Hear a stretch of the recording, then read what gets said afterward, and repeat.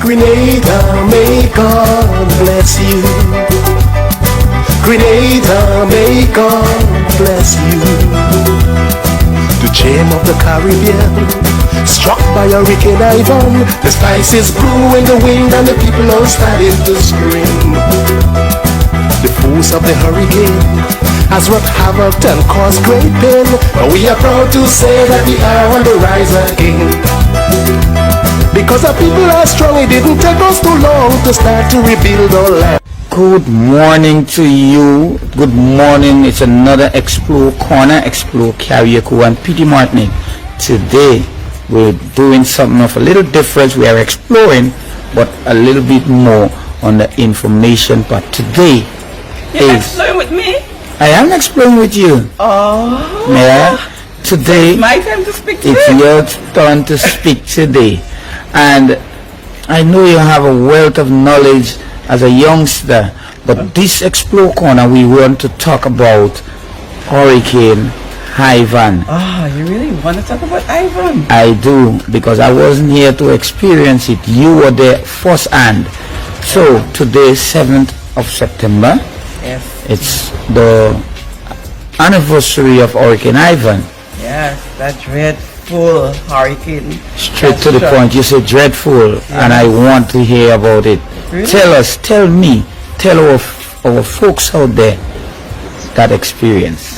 My experience with Ivan. So I'll start leading up to the day of Ivan. So yeah, I remember at that time, I lived in Grenada.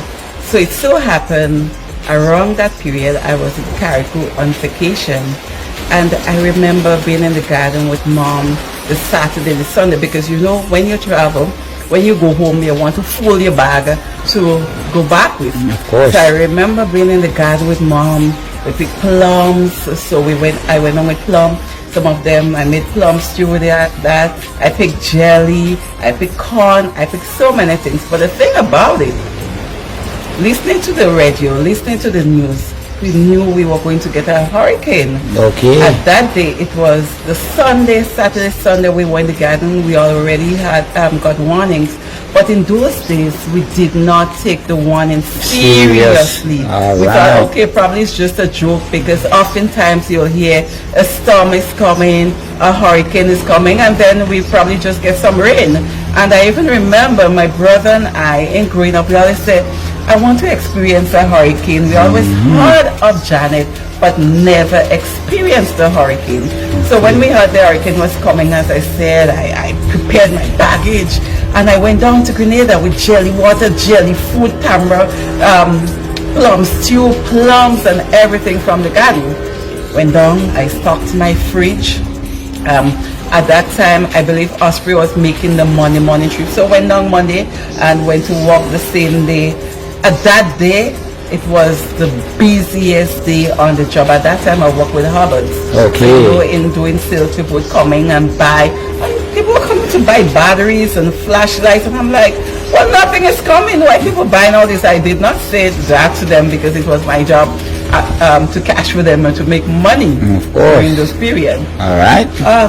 So the Monday came. As I said, it was a very busy day on the job. And then come Mr. Tuesday.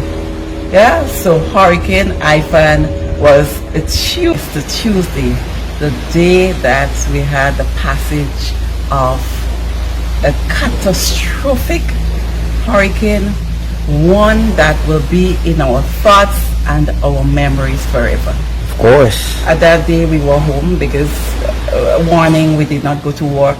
Everyone was home. We should be making ready and making preparations for the passage of the storm, packing bags and evacuating. Some people evacuating where they were. But where we were, we lived in Belmont at that time. My sister and I, with her family. So that morning we got up like normal. We were excited. Imagine a hurricane coming. Yeah, and you were being all excited, and we were excited. Yeah, we got to see what a hurricane is like. And yeah, we packed a small bag, nothing too much. We were supposed to pack passports and medications and whatever. We didn't put some documents. Yeah. All I remember I did was to take a t-shirt, and pants, and I put in a bag. And I'm like, yeah. Because I hear people saying, I pack in a bag. So I say, well, I don't pack bag. I just take something just in case. Wow. Well, lo and behold, the morning started off okay. Then we had some rain. Then, after the rain, realized, well, outside start getting dark. I'm like, okay, well, the thing coming. It looked like the hurricane coming. So we had some rain. I remember at that time we were listening to the radio, and they said in the stadium, those guys and them were playing football in the stadium. I'm like, really? I want to go play football. What is this? Right? But anyway, we stayed at home. My sister said, well, let me cook something now, hurricane come in. I said, well, yeah, let me throw in a pot. So I went in the fridge, I got the corn, I said, all right, let's boil some corn, or let's make a corn soup or something to that sort. So in all the little rain, we're boiling the corn, we're making the corn soup. So outside after the rain, it rained for about half an hour or so. Then it stopped. We're like, I thought I said hurricane coming, nothing can happen. The hurricane just come and it go like that. Anyhow, the sun came out. We thought, okay, that was it. But we continue hearing the radio saying, be prepared. The hurricane is so and so miles away from Grenada. Yeah. It's right upon us, and evacuate your places if you live in a low-lying areas. Go to the shelters and whatever. As I said, we were living in a wooden house at that time. More or less sort of on top of a hill. And we stayed there. We were like, we're not going anywhere. Then I think it was just around 1 thereabout in the afternoon, 1, 2. Outside just got dark. Then it started to rain. Then the wind started picking up. We were like, yeah, it is here. It's coming. It is coming. During that period, well, it wasn't coming, it was there. It is here.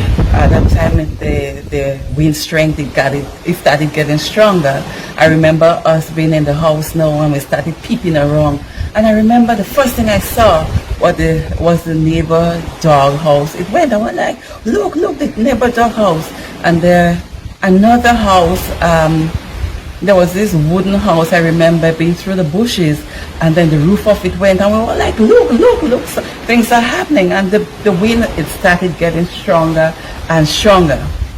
At that time, the pot was still on the fire. We were like, oh, the stove, because it looked like things going to get bad.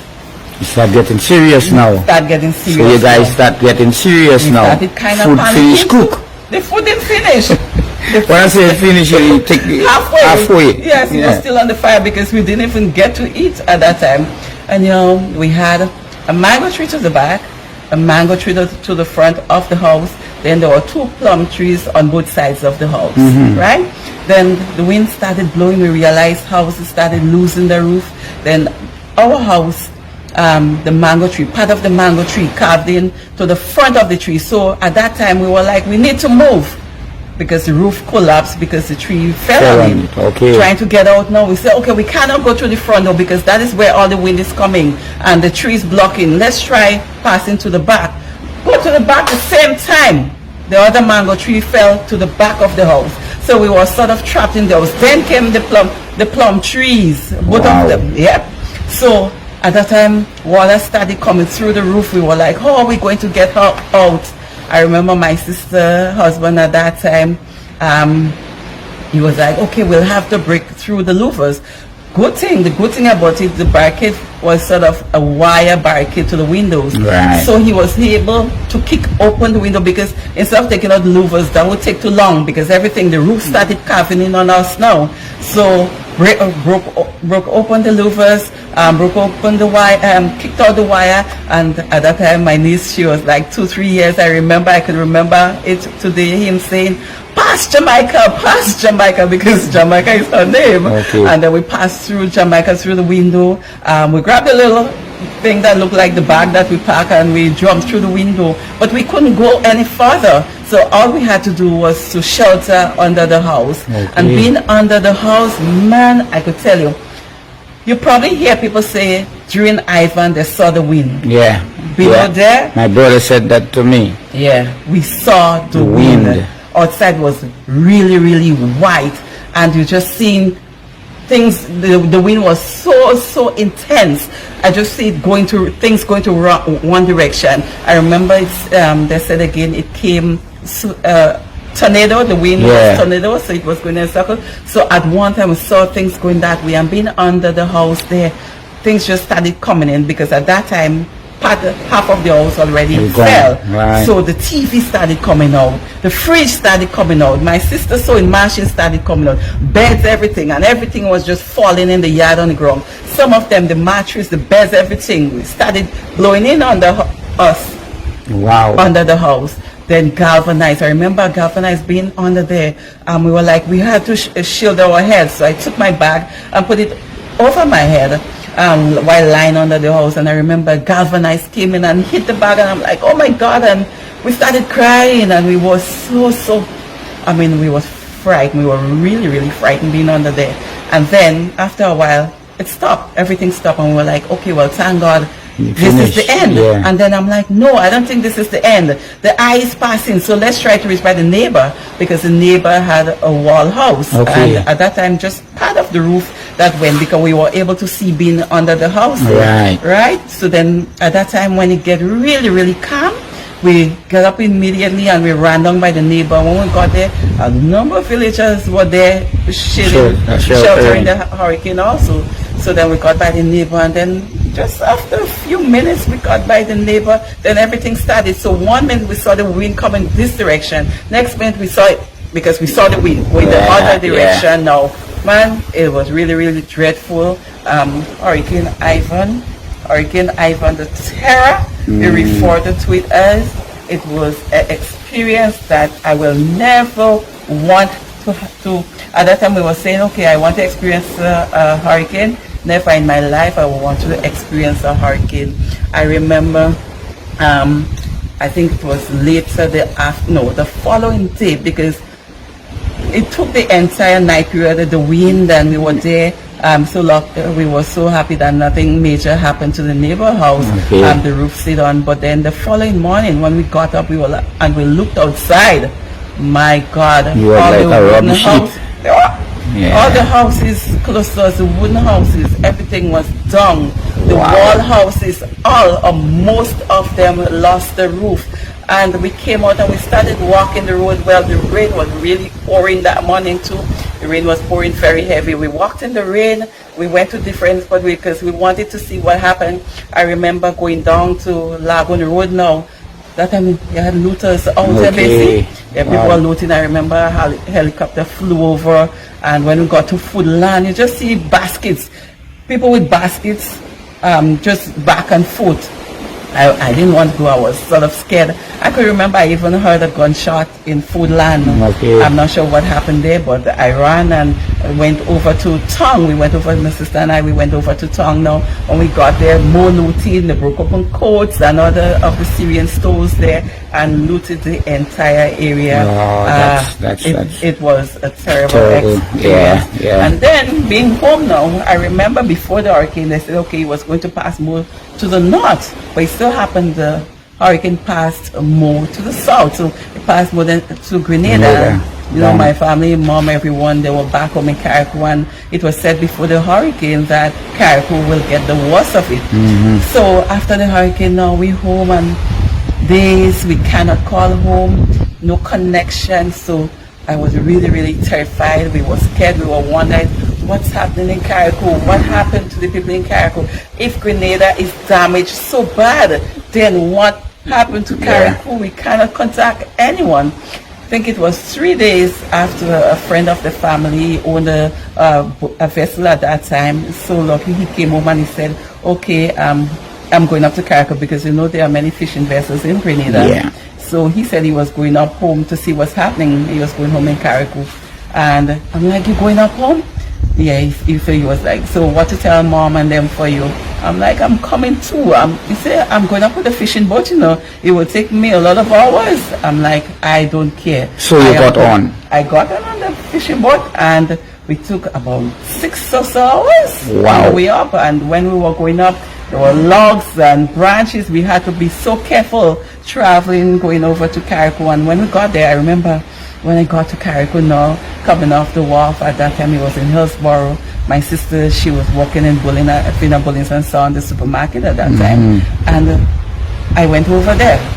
I was like, but my first impression, but no, nothing had happened to Carriacou. Yeah. All the houses are still up. Carriacou looked just the same. I found it in passing Carriacou to know the rubbish heap I left in Grenada and to see how much intact Carriacou was. Anyway, I went over to Bulin at that time. I can remember the only thing, they didn't have any power. So my sister at that time, she was standing in front of the door, and when she saw me coming, she couldn't believe it was me because I said to you, I only pack one clothes. Yeah. So I looked, she said I looked like a vagrant. I don't know how I looked, but yeah, I was in bad condition. And when she saw me, she was like, oh my God, I'm so happy. She ran and she hugged me. We hugged each other. And she said, she asked about, well, the others back home. She said, you know, I said I was going to go home. If I didn't hear anything from you all today, I was going to go home and cry. I was just going to bawl down the place. Then she called my other sister. My other sister came. She picked me up with a car, and then we went home. We went up home.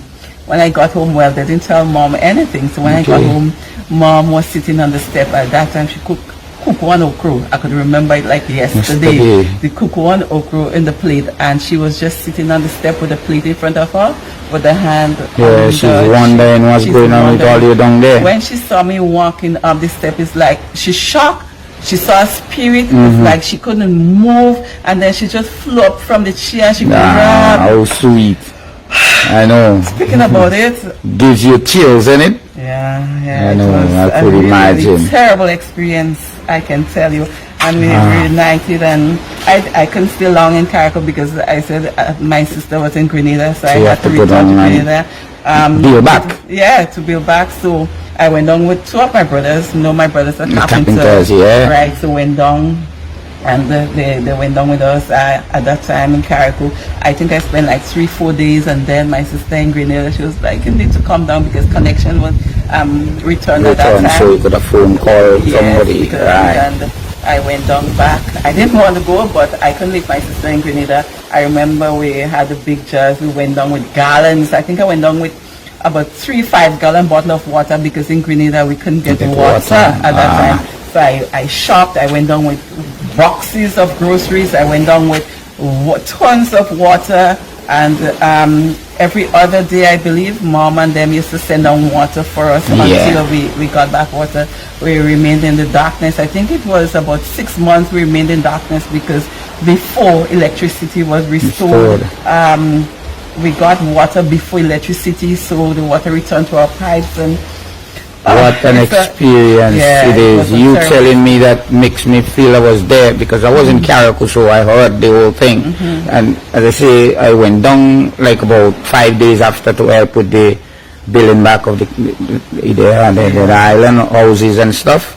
And we had a team that went down, so I was part of that team. We went down with ice. You at that time. I know, I know. Yeah, I remember you. And you believe the first house that we fixed was right there in Belmont. Oh, really? Just on the sea, the going up the hill before your junction. Okay. Yeah, I remember it was yesterday. That was the first roof. We fixed about 3 roofs there. Okay. Yeah. Nice. So it was an experience. Yeah, wow. I remember like months after driving through the island, everything, as you said, looked like a rubbish. And it just looked dry. Everything was just dry. You know, like someone lit a fire on the entire island. Right. That is how it looked at that time. So it was a terrible experience, as I said. And in Carriacou, the following year was Emily, and there's still remnants of that to show. At present, now we are in Silver Beach doing the interview. I think you sort of zoomed around. So, as Miss Mills say, this is the remnants 9 months after Hurricane Ivan. Emily came and gave Carriacou its fair share. So, Carriacou didn't got spared. He got spared on one hand, and then the following year, Emily passed and didn't do anything to Grenada. So listen, while Emily, you remember we had Ivan first, and we were still traumatized from that experience. And then came Emily. I can remember Mom saying, "Open up all the windows because when you open the windows, the wind will blow through." And at that time, we just put up a little something. I mean, it wasn't of the best. We just wanted a shelter at that time, so it wasn't as strong. So that night, I remember opening up all the windows. Water was coming through the house, but we were so scared we didn't want to close up the windows. But you know that's the wrong thing to do. I don't know. Yeah, when a hurricane is coming, you don't open up your windows because it gives the wind more pressure inside to take the roof up. They said once you open all the windows, you will pass through. No, you'll take the roof and go. It's easier. See? Yeah, and yeah. I remember at that time I was below the bed. I wasn't hid below the bed. I spent the entire time with Emily. I was under the bed. I remember that. Oh, Yeah. what a wonderful, wonderful piece of interview. Yeah. It doesn't end there, does it? It could go. I could go On and on and about on, the experience, but I don't want to make it too long. lengthy. Yeah, But yeah. that was the experience I had with Hurricane Ivan and just part of Emily. So I just felt led to share so that others will remember what we went through, and those who did not know. Yeah, now you know. Of course, well, was thank terrible. you. Thank you ever so much for this lovely, interesting, scary, but true interview. Yeah. Yeah. Thank you. For having me Ah, on your Explore Corner. It's a pleasure, and you realize it's your first interview Yeah. on Explore Corner, isn't it? I have to interview you now, and there will be loads more between us. We're not only What are you going to people, but interview we me have to on? interview ourselves. I can't feel, I can't fish, I can't... So our next interview will be with you about strings. What about Oh, that? I knew she would have said that. Look out for strings in the atmosphere. Thank you very much. You're Have a welcome. good day. You too. And as we say, what a wonderful interview it was. I'll just take you on a guided tour of the old Silver Beach, This is and way down. just to have a view. wonderful What view. a wonderful view it is from Silver Beach. You know. So, bye for now, and looking forward to you sharing to your friends and families. And please like the page. This is what we do. Carriacou and Petite Martinique explore. Carriacou and Petite Martinique, our Explore Corner. Bye for now. Bye.